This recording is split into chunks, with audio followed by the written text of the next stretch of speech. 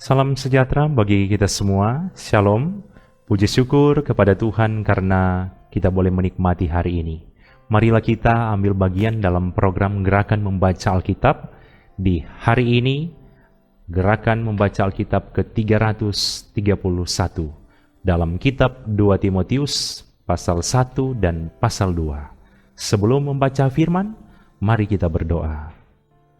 Bapa kami yang di sorga, Bapa yang kami kenal lewat Yesus Kristus, di saat ini kami mempersiapkan hati dan pikiran kami untuk membaca bagian firman-Mu Tuhan.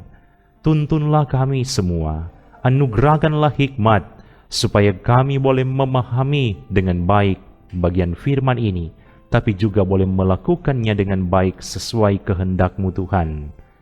Dan kami juga bermohon kepadamu, kiranya kami semua yang senantiasa setia ambil bagian dalam pelayanan ini, Tuhan tuntun.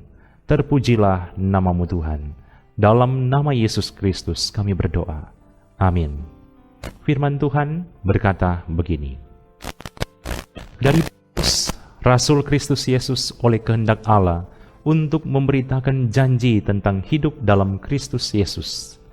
Kepada Timotius, anakku yang kekasih, kasih karunia, rahmat dan damai sejahtera dari Allah Bapa dan Kristus Yesus Tuhan kita menyertai engkau. Aku mengucap syukur kepada Allah yang kulayani dengan hati nurani yang murni, seperti yang dilakukan nenek moyangku.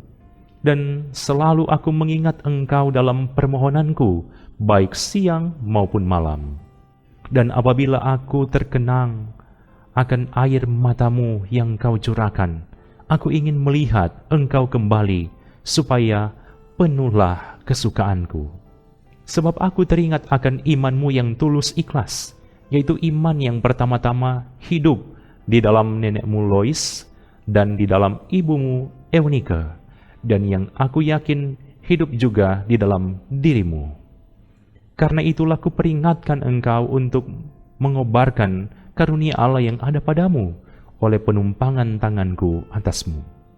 Sebab Allah memberikan kepada kita bukan roh ketakutan, melainkan roh yang membangkitkan kekuatan, kasih, dan ketertiban.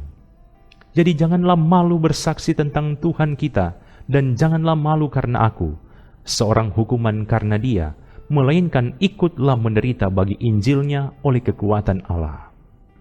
Dialah yang menyelamatkan kita dan memanggil kita dengan panggilan kudus, bukan berdasarkan perbuatan kita, melainkan berdasarkan maksud dan kasih karunia-Nya sendiri, yang telah dikaruniakan kepada kita dalam Kristus Yesus sebelum permulaan zaman. Dan yang sekarang dinyatakan oleh kedatangan Juru Selamat kita, Yesus Kristus, yang oleh Injil telah mematahkan kuasa maut dan mendatangkan hidup yang tidak dapat binasa. Untuk Injil inilah aku telah ditetapkan sebagai pemberita, sebagai rasul, dan sebagai guru. Itulah sebabnya aku menderita semuanya ini. Tetapi aku tidak malu, karena aku tahu kepada siapa aku percaya, dan aku yakin bahwa Dia berkuasa memeliharakan apa yang telah dipercayakannya kepadaku hingga pada hari Tuhan. Peganglah segala sesuatu yang telah engkau dengar daripadaku sebagai contoh ajaran yang sehat, dan lakukanlah itu dalam iman dan kasih dalam Kristus Yesus.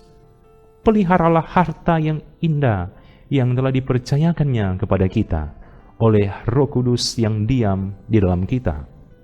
Engkau tahu bahwa semua mereka yang di daerah Asia Kecil berpaling daripadaku, termasuk Figelus dan Hermogenes.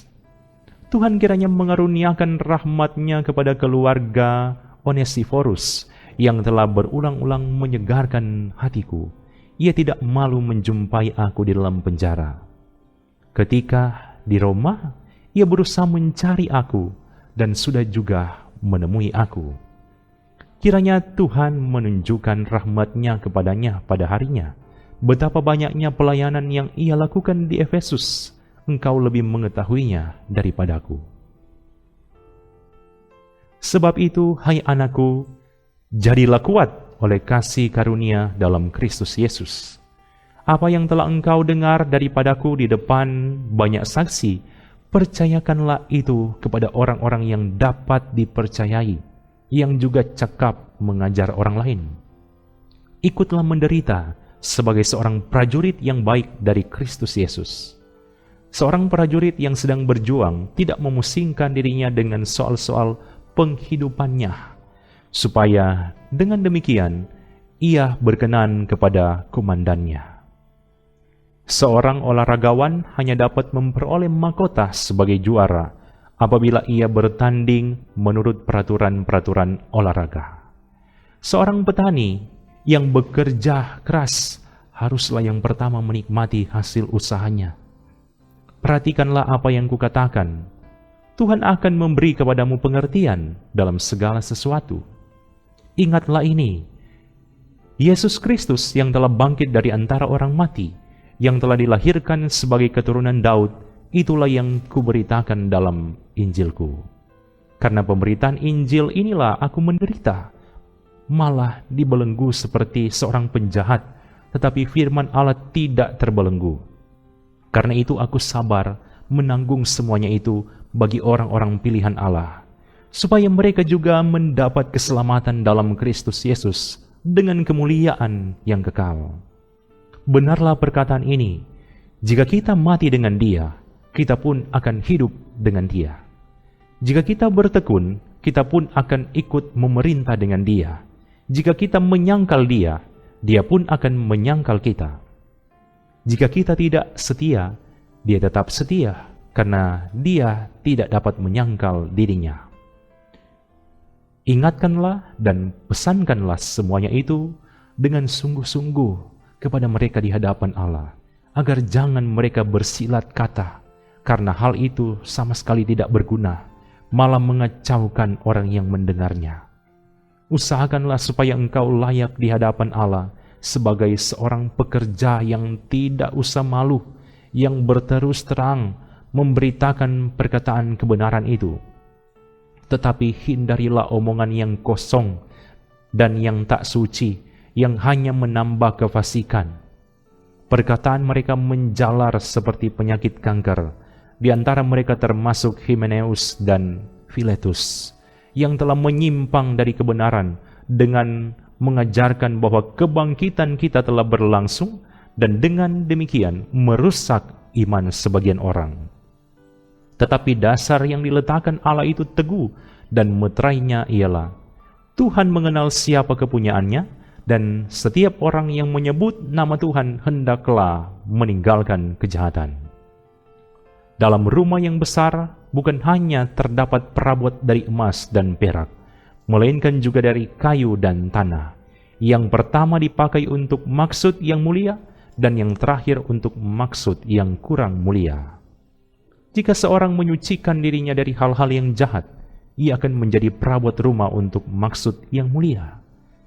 Ia dikuduskan, dipandang layak untuk dipakai tuannya, dan disediakan untuk setiap pekerjaan yang mulia.